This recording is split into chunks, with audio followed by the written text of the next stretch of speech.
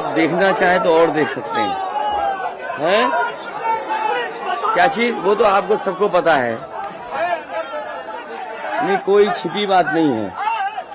इसको cut down कर देना, कट डाउन कर देना। मैं आप सबका धन्यवाद देता हूं। अचानक आपको बुलाना पड़ गया और ये जानकारी हमारे लोगों को भी नहीं थी कि इस तरह की बात होगी। हालांकि ये सूचना मिल रही थी कि लखनऊ से जो मुख्यमंत्री उनके सबसे बड़े अधिकारी हैं और प्रमुख सचिव का जगह जगह फोन जा रहा है कि जहां भारतीय जनता पार्टी हारे वहां पर काउंटिंग स्लो करिए। मुख्यमंत्री के प्रमुख सचिव डीएम्स को फोन कर रहे हैं कि जहां बीजेपी हारे वहां पर काउंटिंग स्लो होनी चाहिए। और यही नहीं, अगर हम पिछला चुनाव देखें तो जो भारतीय जनता पार्टी की हार हुई है 47 सीटें ऐसी हैं जो 5000 के अंदर कम वोट में हुई हैं।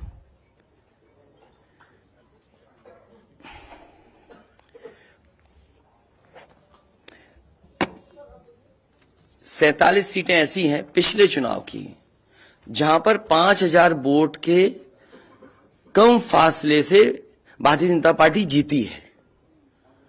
और जो आज देखने को मिला है बनारस में कि जहां ईवीएम्स ले जाई जा रही थी, एक ट्रक पकड़ा गया, 2 ट्रक लेकर के भाग गए। अगर सरकार चोरी नहीं कर रही थी, ये वोट की चोरी जो नहीं कर रही थी, तो कम से कम बताए कि एक गाड़ी रोक ली, पकड़ी गई, लाइव है, अभी भी हम लाइव देख सकते हैं। 2 गाड़ियां क्यों भागी? अगर कोई चोरी नहीं थी, प्रशासन ने, सिक्योरिटी ने इतना इंतजाम क्यों नहीं किया? इतनी फोर्स है, अभी इलेक्शन की फोर्स गई नहीं है यूपी से, तो आखिरकार अधिकारी क्यों नहीं कर रहे थे? क्या वजह है कि बिना सिक्योरिटी, बिना इतने इंतजाम के ईवीएम्स जा रही हैं? और ईवीएम्स के बारे में ये मानना है कि किसी भी वेयर हाउस में रखी हो या किसी भी स्ट्रांग रूम में रखी हो, तो बिना प्रत्याशी के जानकारी के आप मूव नहीं कर सकते हैं। अगर आपको ईवीएम्स को मूव करना है तो कम से कम जो प्रत्याशी चुनाव लड़ रहे हैं उनकी जानकारी में होना चाहिए। और सोचिए, मुख्यमंत्री आवास से प्रमुख सचिव, मुख्यमंत्री जगह जगह फोन कर रहे हो और डीएम्स को बता रहे हो। ये घबरा गए उसी दिन जिस दिन अखबारों में कुछ जगह आया कि कहीं पार्क की सफाई हो रही है, कहीं घर की सफाई हो रही है। और आप में से वो लोग हैं जो जमीन पर घूमे, जो जमीन पर चुनाव चल रहा है, वो भारतीय जनता पार्टी के खिलाफ था, जनता के अंदर नाराजगी थी। ये जो कल एग्जिट पोल आए हैं, मैं एग्जिट पोल पर बोलना नहीं चाहता था, लेकिन जो एग्जिट पोल आए हैं वो कहीं ना कहीं परसेप्शन ये क्रिएट करना चाहते हैं कि हां भारतीय जनता पार्टी जीत रही है, जिससे वो चोरी भी करें, अगर वो भी ना पता लगे कि हां चोरी हुई है। इसीलिए अगर हमने वोट दिया है, तो मैं अपने नौजवानों से, किसानों से और आम लोगों को कहूंगा कि उतनी हमारी जिम्मेदारी बनती है कि वोट को हम बचाएं। अगर वोट नहीं गिना जाएगा तो लोकतंत्र कहां जाएगा? और ये लोकतंत्र की आखिरी लड़ाई है। मैंने कई बार कहा कि उत्तर प्रदेश का चुनाव लोकतंत्र की आखिरी लड़ाई है। इसके बाद तो जनता को क्रांति करनी पड़ेगी, तभी बदलाव आएगा।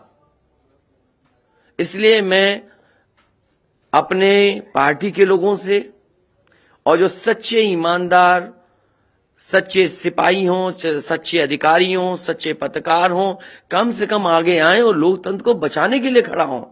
और मैं अपनी पार्टी के लोगों से कहूंगा कि जब तक काउंटिंग न हो जाए तब तक कम से कम ये नजर रखें और लगातार निगरानी रखें कि कैसे वोट बचाया जा सकता है, कैसे जहां पर मशीनें रखी हैं कोई किसी का आना जाना ना हो। ये लोकतंत्र के लिए बहुत ही खतरे का समय है। जो दल हार गया, अब उसके बस में यही है जो अब करने जा रहे हैं। ये जितने कुछ एग्जिट पोल हुए हैं वो इसीलिए हुए हैं कि अगर वो चोरी भी करें तो शायद नजर ना आए। अब ईवीएम्स पकड़ी गई हैं, बहाना कोई ना कोई अधिकारी बताएंगे कि हम ईवीएम्स इसलिए ले जा रहे थे। आखिरकार फोर्स के साथ क्यों नहीं ईवीएम्स जा रही थी? ये तो ईवीएम की एक बनारस की जो अभी भी लाइव चल रहा है वो घटना है। बरेली में एक स्ट्रांग रूम से बाहर नगर पालिका की कचड़े की गाड़ी में, जिसका नंबर UP25DT9166 में 3 बक्से सील पकड़े गए। जो सील बक्से थे, एक बक्से में सादा बैलेट पेपर था तथा 2 बक्से में मोहरें, रजिस्टर तथा सील करने वाला सामान था। करीबन 500 बैलेट पेपर पकड़े गए। इसी तरह सोनभद्र का है कि सोनभद्र में भी बड़े पैमाने पे चीजें पकड़ी गई। वो भी लोग समझ में आ गया तो उन्होंने देखा, एसडीएम को रोका। एसडीएम घोरावल जनपद सोनभद्र में खाली मत पर अपनी गाड़ी से पॉलिटेक्निक कॉलेज ले जाते हुए पकड़े गए। क्या सफाई देगी सरकार? इसीलिए मैंने कहा प्रमुख सचिव मुख्यमंत्री आप जानकारी कर लें। अगर आपके डीएम्स कोई जानकार हैं, उन्होंने खुद बताया है कि वहां से लखनऊ से फोन आ रहे हैं कि जहां पर भारतीय जनता पार्टी हार रही हो वहां पर काउंटिंग स्लो हो और रात तक काउंटिंग लेकर के जाइए।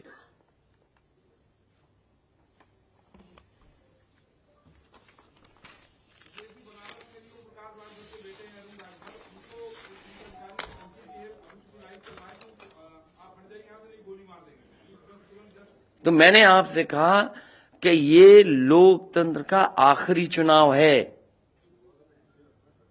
इसके बाद तो जिस तरीके से आजादी के लिए लड़ाई लड़ी गई थी, उसी तरह की हमें और आपको क्रांति करनी पड़ेगी।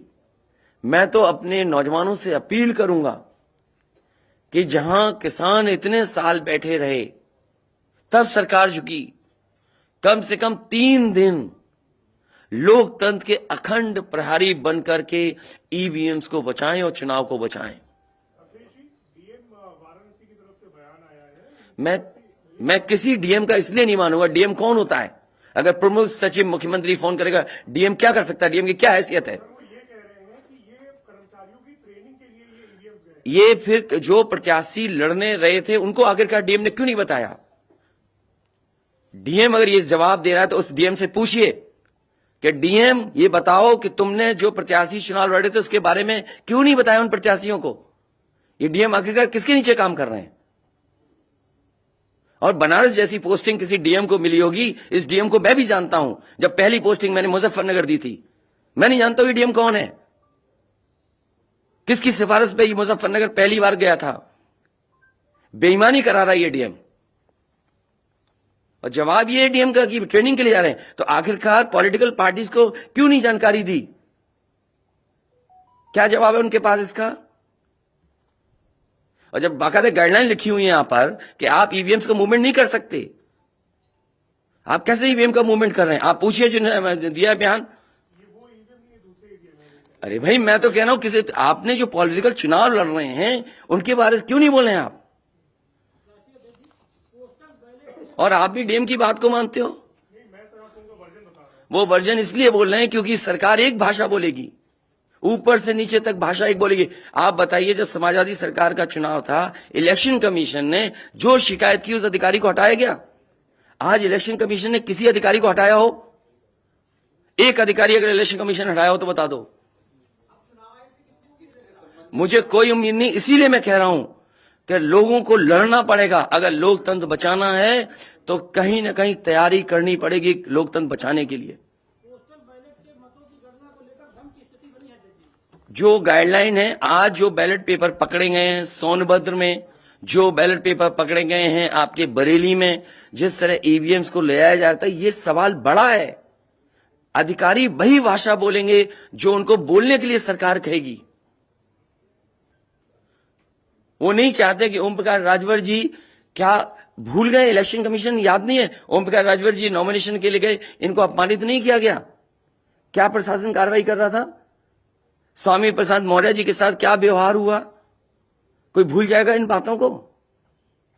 और चुनाव भर में क्या भाषण थे, क्या भाषा का इस्तेमाल था? हर जगह डराने का काम जनता को। ये अलग बात है। कम से कम इलेक्शन कमीशन को ये देखना चाहिए, खुलेआम जनता देख रही है, आज के जमाने में लाइव है कि किस तरीके से ईवीएम्स को ले आया जा रहा था। चुनाव आयोग को सबसे पहले जिलाधिकारी बनारस पे कार्रवाई करनी चाहिए कि आखिरकार उसने किसी को कॉन्फिडेंस में क्यों नहीं लिया। अगर मशीनें जा रही थी तो प्रत्याशियों को क्यों नहीं बताया गया, पॉलिटिकल पार्टीज को क्यों नहीं जानकारी दी गई। अगर ये गाइडलाइन में है कि नहीं है इलेक्शन कमीशन के, आप ईवीएम्स को एक जगह से दूसरी जगह मूव करा रहे हैं, आखिरकार इसके लिए जिम्मेदार कौन है। आप ईवीएम लेकर जा रहे हैं, अब 2 दिन की बात है, काउंटिंग होनी है।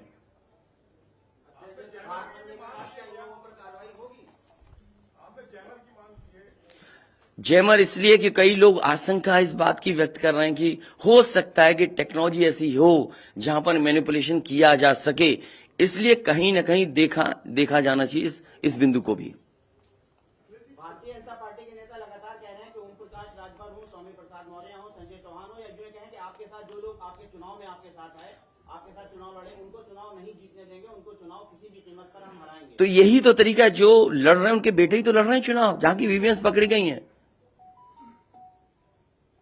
और भविष्यवाणी एग्जिट पोल में कैसे आ सकती है। पॉलिटिकल लीडर्स जो बातें कहें, सत्ता के लोग बैठे हुए, वो एग्जिट पोल में कैसे दिखाई दे रहा है। प्रशासन और सरकार की जो चोरी है, इसमें एग्जिट पोल के टेलीविजन चैनल शामिल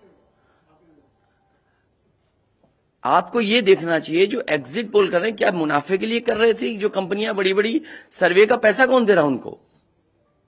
और जो डेटा दिया है चैनलों को, फ्री दिया गया है कि उपहार में दिया गया है, वो अलग बिंदु है। कोई इतनी बड़ी एक्सरसाइज कर रहा है, उसका फाइनेंशियल बर्डन कौन उठा रहा है।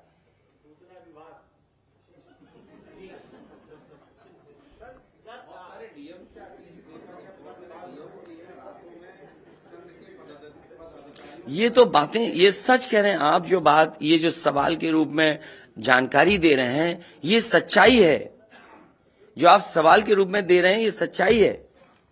आप बताइए, इनके साथ गलत व्यवहार हुआ, क्या कार्रवाई की प्रशासन ने। वीडियोज हैं सबके। जब ये नॉमिनेशन के लिए गए आप, क्या वीडियो अवेलेबल नहीं है, क्या कार्रवाई हुई उसमें। स्वामी प्रसाद मौर्य जी के ऊपर जो अटैक हुआ, उसमें क्या कार्रवाई हुई। मेरे क्षेत्र में जो प्रत्याशी चुनाव लड़ने आया, तो उसने अपने आप अपनी गाड़ी तोड़ी, अपने आप गाड़ी तोड़ी खुद की, और आरोप लगाए समाजवादियों पर।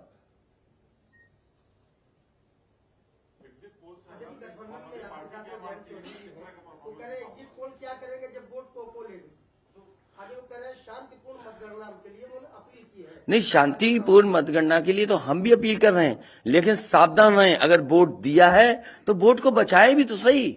अगर ईवीएम्स खुली सड़क पे इस तरह जाएंगी, आप क्या उम्मीद करोगे। आपके बैलेट पेपर पकड़े जा रहे हैं। आपके लखनऊ में ही एक गाड़ी पकड़ी गई थी, उसके अंदर क्या क्या था।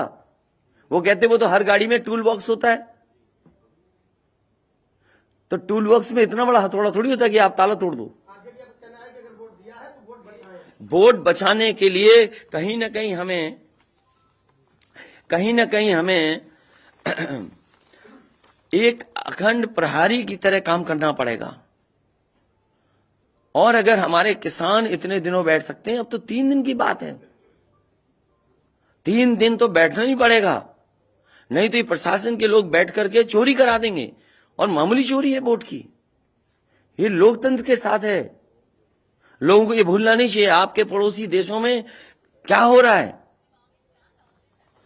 इसलिए मैं ये भी गाइडलाइन पढ़ना चाहता हूं कि जो ईवीएम के मूवमेंट के लिए जो मुझे जानकारी मिली है, वो मैं आपसे पढ़ना चाहता हूं कि all polled EVMs and all reserve EVMs after the poll shall be under cover of arm police at all times.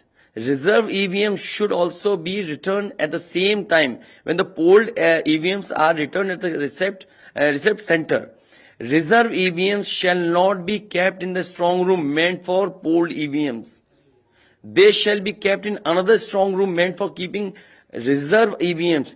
It must be ensured that all reserve EVMs are also deposited in the strong room meant for reserve EVMs at the same time when the polled EVMs are deposited in the strong room meant for the polled EVMs. तो EVMs के लिए बिल्कुल clear कहा गया है कि कैसे क्या होना है। और भाई जांच भी कौन करेगा? अगर डीएम ही जांच करेगा तो क्या उम्मीद करोगे आप उसके लिए? सवाल है कि अब इसके आगे क्या आप अब क्या करेंगे? इसके आगे जो पॉलिटिकल पार्टी हम तय करेंगे क्या करना है। अगर हमें कोर्ट का भी सहारा लेना पड़ेगा, लेकिन उससे पहले हम अपने पार्टी के कार्यकर्ता नेताओं और जो हमारे सच्चे पत्रकार, सच्चे पुलिस फोर्स में लोग हैं या वो लोग हैं, उनसे भी मेरी अपील होगी कि कम से कम लोकतंत्र को बचाने के लिए आगे आए। कोर्ट से पहले मैं आप लोगों के माध्यम से अपील करना चाहता हूं, ऐसे तमाम लोग जो लोकतंत्र को बचाना चाहते हैं वो कम से कम आगे आए।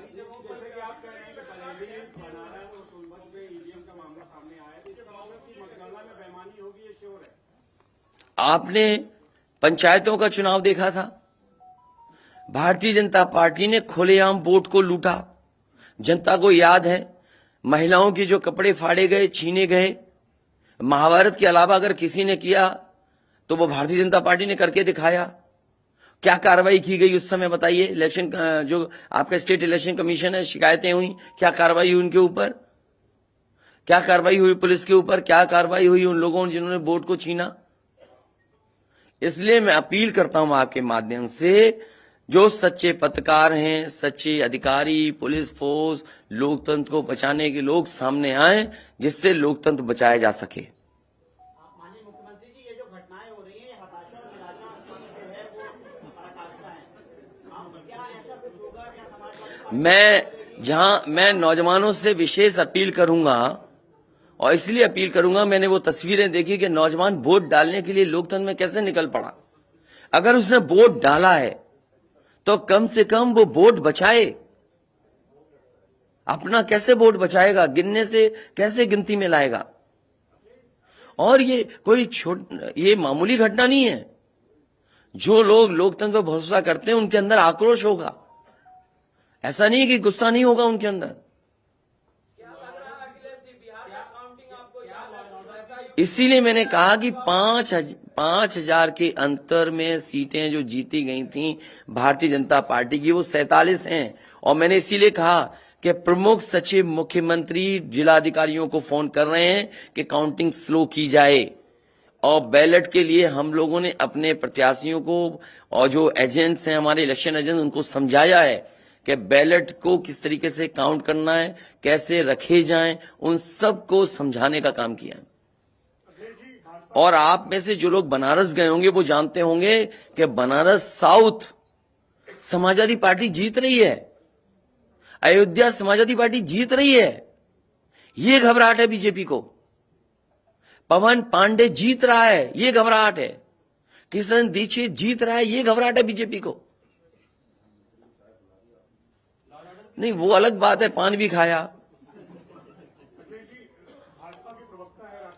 और भाषा नहीं देखी आपने? क्या प्रवक्ता की बात करते? कौन है ये चीज प्रवक्ता?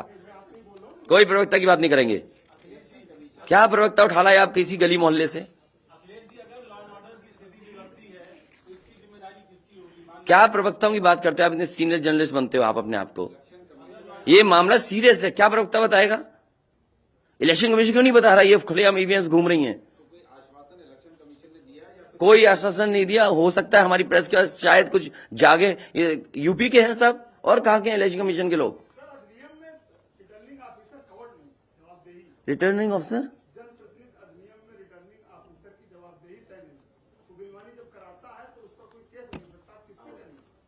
अब ये तो हमें भी जानना पड़ेगा कि क्या करें। इसीलिए मैंने कहा कि हम तैयारी से रहिए। ऐसे तो किसी पे कार्रवाई नहीं कर सकते। हाँ, जिम्मेदारी तो अच्छा इलेक्शन कमीशन की जिम्मेदारी है कि निष्पक्ष चुनाव। इतना बड़ा कमीशन, हम क्यों कह रहे हैं कि इलेक्शन कमीशन की जिम्मेदारी है? क्यों उसको इंडिपेंडेंट बनाई गई ये बॉडी? ये सब जो आपके माध्यम से हो रहा है वो सब लाइव है। जो ये चीजें हो रही है सब लाइव है, सब शिकायतें की जाएंगी, सब देंगे। अभी तो अभी कहो तो अभी लाइव दिखा दें। जब आपको बुलाया है, मैंने तकलीफ दी आपको, इसके बाद हम लोग अपना लिखेंगे।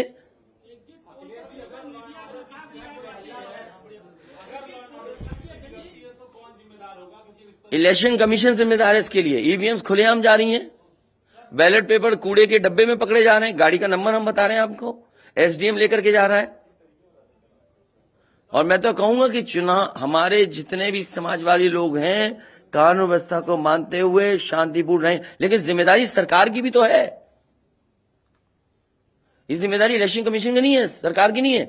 आप अगर पूरी सुरक्षा के साथ उन ईवीएम्स को ले जाते, जो प्रत्याशी चुनाव लड़ रहे हैं उनकी जानकारी में लेकर के जाते हैं, तो किसको आपत्ति थी? ये तो पकड़ी गई हैं।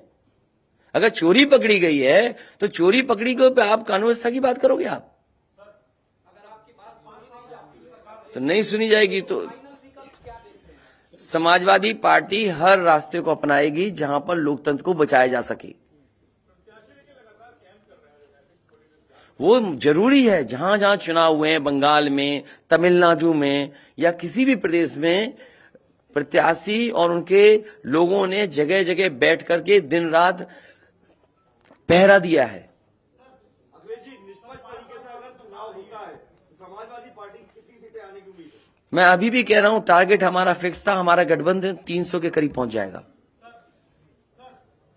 5 साल से आपकी सरकार रही है, 75 जिले हैं सर, उसमें ऐसा कोई आईएएस अधिकारी या कोई अधिकारी हो सर जो यहाँ से शासन से फोन किए जा रहे थे, जैसा आप कह रहे हैं? मुझे तो अधिकारी नहीं बताया ना। कोई अधिकारी का नाम लीजिए सर, मतलब जो लोग नहीं, मैंने नाम लिया प्रमुख सचिव मुख्यमंत्री का, जिससे मुझे जानकारी मिली। उसका नाम कोई नहीं बता सकता। हाँ, मुझे इलेक्शन कमीशन अगर कहेगा तो मैं नाम बताऊंगा। अरे हम सरकार चलाएंगे, हमें हमारे इतने भी अधिकारी नहीं होंगे। क्यों नाम बताएं चाहने वालों का? अरे तुम में चाहने वाले बैठे हैं, किसी का नाम ले लूंगा मैं? तुम्हारे ही लोग अलग से मुझे मैसेज करते हैं, नाम ले दूं? अब तुम नहीं, वो हमारे दुश्मन हो तो हम क्या करें तुम्हारा? अरे बहुत सारे हैं जो हमें पर्सनल मैसेज भेजते हैं, तो क्यों नाम उनके ले दूं मैं?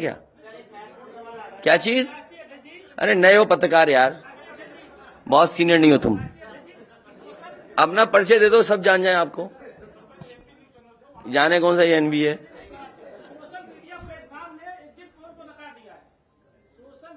इसीलिए मैं कह रहा हूं आपसे कि एग्जिट पोल है कि जो चोरी करी जाए उसको ढका जा सके।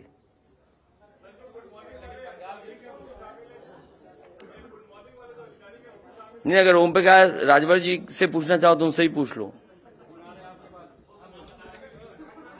केवल ईवीएम पर, क्योंकि इनकी विधानसभा का मामला है, इनकी विधानसभा का इशू है। देखिए, जैसा कि अभी हमारे एक साथी ने कहा कि माननीय अखिलेश यादव जी के साथ जो लोग हैं, चाहे संजय चौहान जी हों, चाहे ओम प्रकाश राजभर हों, चाहे स्वामी प्रसाद मौर्य हों, हम उनको जीतने नहीं देंगे। आप ही की तरफ से आया ना बात? आप ही नहीं, ये पूरे प्रदेश में गूंज रही है बात। और भारतीय जनता पार्टी हम लोगों के गठबंधन से घबरा गई है और बनारस जैसे प्रधानमंत्री जी अपनी इज्जत बचाने के लिए गली गली घूमे हैं। ये मैं कह रहा हूं, गली गली घूमे हैं। जिलेवार 75 साल की आजादी में 70 साल से वोट पड़ रहा है। पहले हमारे देश के प्रधानमंत्री हैं जो जिलेवार रैली किए हैं। अगर गलत कह रहा हूं तो बताओ। पहले प्रधानमंत्री हैं और पहली बार मैं देख रहा हूं इतनी बड़ी दुश्मनी। मैं उसी दिन कहा था जिस दिन नामांकन के समय जिलाधिकारी और वहां के कमिश्नर की मिली भगत से जब 3 लोगों की एंट्री है नॉमिनेशन कक्ष में, तो सैकड़ों गुंडे वहां कैसे पहुंच गए? पहले सवाल वहीं खड़ा होता है। उसी दिन मैंने कहा था आप लोगों के सामने पेश करके लखनऊ कि डीएम बनारस और कमिश्नर के होते हुए निष्पक्ष चुनाव नहीं हो सकता। आज खुलासा हो गया। जब चुनाव आयोग की गाइडलाइंस है कि चाहे खाली ईवीएम हो चाहे कोई ईवीएम, अगर वहां स्ट्रांग रूम से निकालना है तो वो वहां चुनाव लड़ने वाले उम्मीदवारों को सूचना दे, तब उसके बाद वो वहां से ले जा सकता और प्रशासन की निगरानी में। और 3-3 गाड़ियां भाग रही हैं। शायद हमारे लोग वहां नहीं होते। 2 गाड़ी तो चली गई, एक गाड़ी जबरी जब खड़ा हो गया किसी तरह जान बचा के तो रोका, तुरंत उसके चारों टायर का हवा निकलवा दिया हमने। निकालो नहीं तो ये भी ढकेल के लेके चले जाएंगे। वही देखिए, दिख रहा है ना इतनी ईवीएम मशीनें कैसे वहां आई। सवाल तो इस बात का है। तो देखिए, वहां के जिलाधिकारी और कमिश्नर जो वहां हैं, इन पे हमारा खुद भरोसा नहीं है। और जाको राखे साइया मार सके न कोई, बाल न बांका कर सके बैरी जग सारा हो। 10 मार्च को 10 बजे देख लीजिएगा।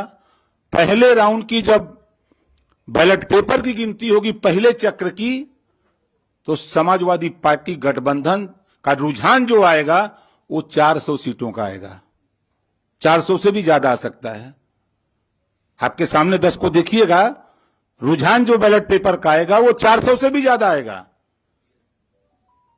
लेकिन भारतीय जनता पार्टी घबराहट है, वो लगे हैं कि ईवीएम से हेरफेर कर देंगे। तो हम लोग भी वहां लगे हैं ईवीएम ठीक करने में, हम लोग भी घेर ही लिए हैं, नहीं थे तो लेके भागी गए थे। तो इनसे हम लोग डरने वाले नहीं है। हमारे गठबंधन के सभी नेता कार्यकर्ता, हमारे सभी साथी लगे हैं, पूरी किलेबंदी है। जो भारतीय जनता पार्टी की सोच है, ये एक कदम चलते हैं तो हम 10 कदम आगे निकल के चलते हैं। हम इनको 3 साल पहले ही बता दिया कि सत्ता से बेदखल करूंगा। आप लोग भी नहीं मान रहे थे कि मान रहे थे? नहीं मान रहे थे। और आज प्रश्न खड़ा हो गया ना।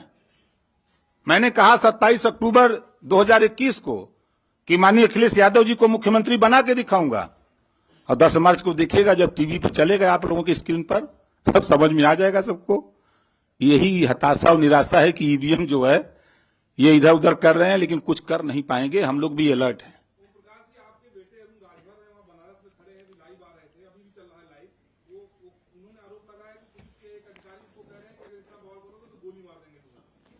देखिए, धमकाइयां चमकाइयां न पाइयां तब भाग जाइयां ठीक है।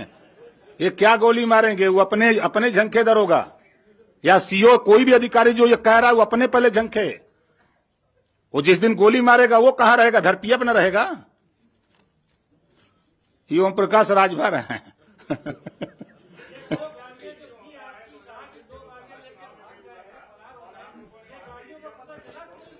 भैया मेरे, हम लोग तो एक घेर के रखे, दो तो वो भी किसी तरह, वो हमारा आदमी आगे खड़ा वो मार देता, धक्का मर जाता, लेकिन वो भी ढीठ था। अब जाति का ठाकुर था, यो बात है।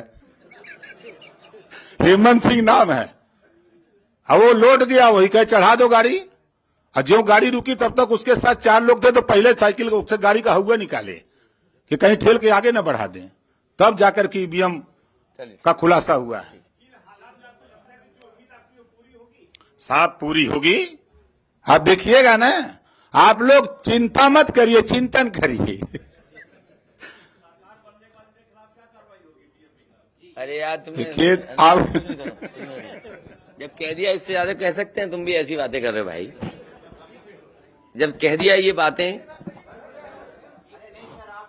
हाँ?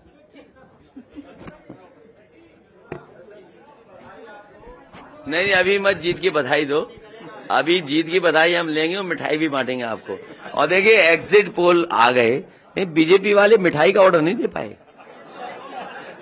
हैं? क्या बीजेपी का? नहीं, हम तो खिला ही रहे, कल से ही खिला रहे हम तो। हैं? हम तो कल से खिला रहे मिठाई। और ये लाइव फिर दिखा दो। अभी लाइव चल रहा है ना। बताइए, अगर अभी तक लाइव चल रहा है, पिछले कितना टाइम? आधा घंटा, 45 मिनट हो गया, उससे ज्यादा टाइम हो गया, अभी तक प्रशासन वहां पर अपनी मशीनें लेने नहीं आया। आप सोचिए आप। तो इसका मतलब यह है कि वो डरे हुए हैं कि चोरी कर रहे थे, पकड़ी गई।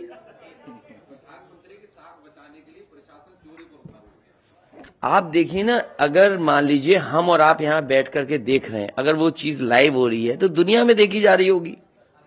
उनको परवाही नहीं है कि मशीन कौन ले जा रहा है, ले जाने दो।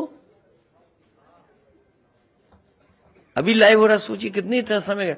इसमें प्रशासन जाता, बातचीत करता, नहीं ले जाए ईवीएम्स।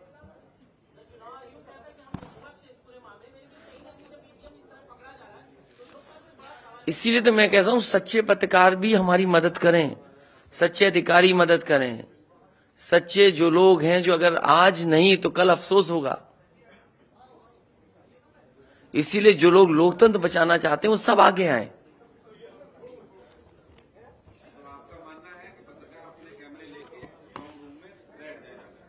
न पत्रकार बैठे, लेकिन कम से कम आवाज तो उठे। चलिए, बहुत धन्यवाद आप सब लोगों का, बहुत धन्यवाद।